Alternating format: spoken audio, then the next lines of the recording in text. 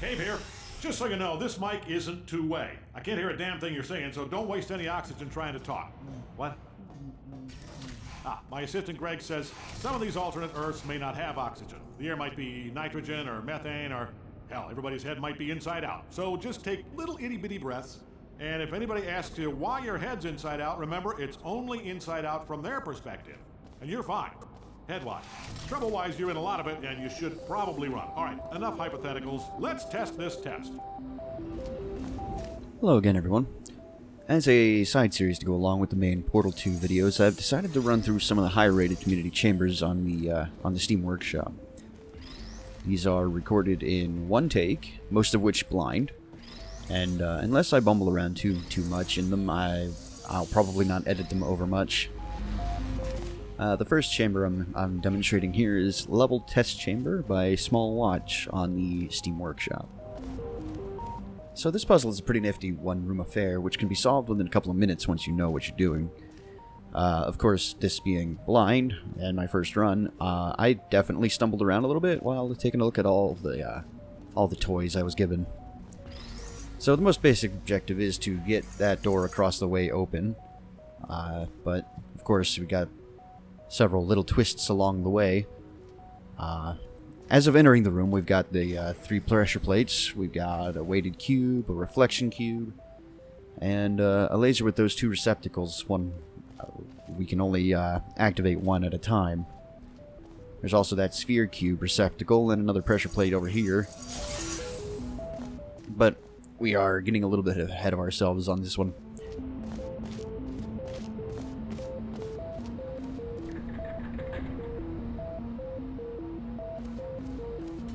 So I definitely ran afoul of the fact that I didn't press every button I possibly could at the moment I could. So I'm gonna spend a little bit of time just kind of staring blankly around the room as I try to figure out what goes where. Thankfully, one neat thing about the community test chambers is that every piece of the puzzle has very clearly defined marks to what exactly they'll activate or deactivate or so have you. So up on that ledge there, we can see we've got a couple of turrets. We have a hard light bridge that isn't active yet, and that faith plate and the platform that raised once we put the laser through that the closest receptacle to the door. If I'd been paying attention, I would have realized that the faith plate had sent me basically exactly on top of that platform, which one thing would lead to another, which would lead to another, but that's okay.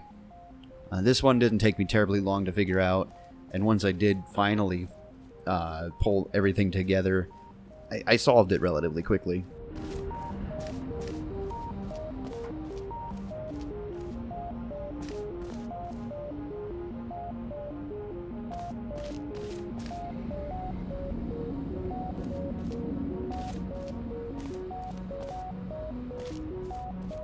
So, first things first, we've got to get that laser redirection back in place. And then from there, well, once I finish figuring out exactly what goes where and why, from there we'll be able to move on. So the effects of the second laser receptacle aren't immediately obvious, but right there's some white panel walls that rotate outward, which will be important later, but as of right now that doesn't serve me any good.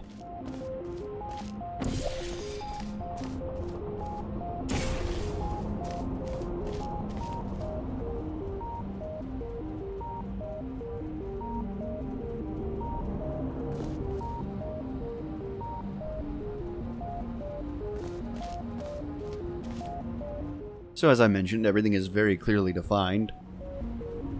In fact, even the landing zones for the faith plates are very clearly marked, which is it's very good, considering sometimes people might go a little crazy with all of the toys, and of course you can't fit a square peg into a round hole. It just doesn't work.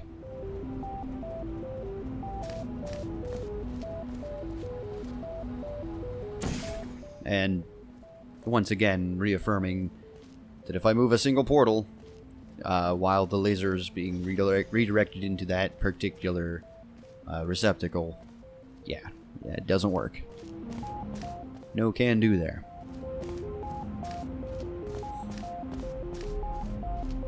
So here's around the point where I start pulling 2 and 2 together. I see that, well, I saw that button up at the top a little while back, but I didn't really put much else into that. I was more interested in figuring out how the hell I'm supposed to get these 2 cubes to where they're supposed to be. Which is a silly thing to be worried about when I clearly can't open the door anyway.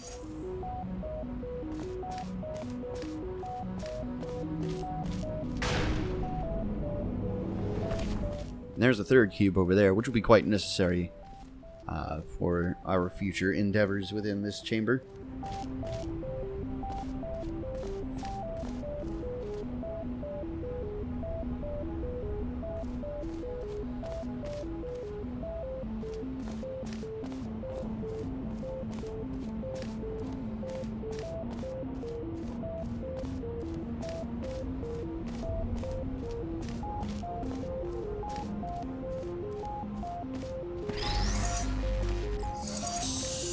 So, first step in solving the puzzle I actually accidentally stumbled into as the first move I made when I entered.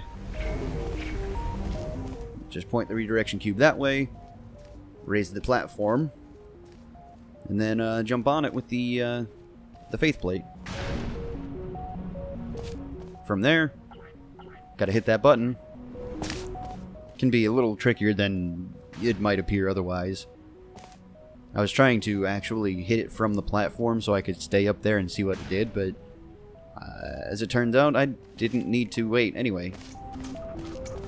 So that button opens up that fizzler, and which means we can change this cube over to the pressure plate inside there. We've got plenty of time, as you can see.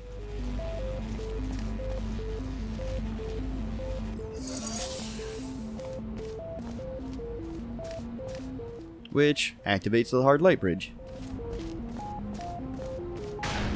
So now we have access to that last cube over there. And our, well, for lack of a better term, our sphere cube.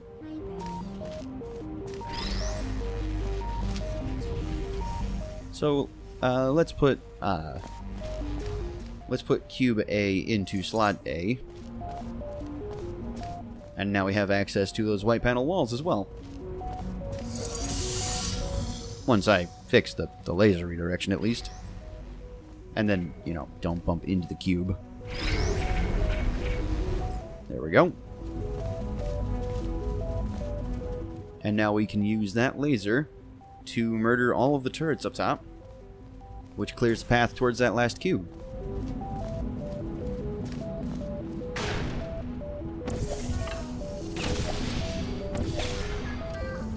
Nice and simple.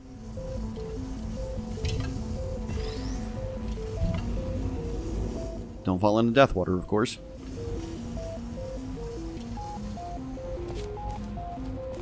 So, now we have effectively 3 cubes that we can use.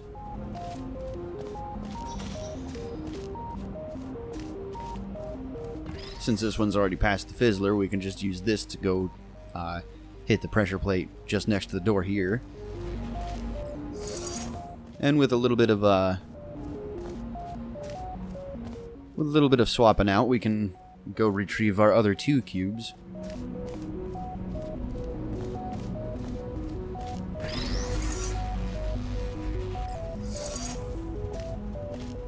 Yep.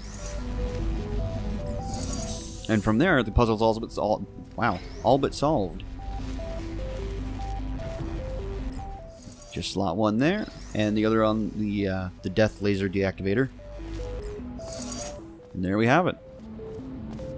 Like I said, it's very simple once you realize what happens when you do certain things. Anyway, that's that. So I'll see you next time for our next community test chamber.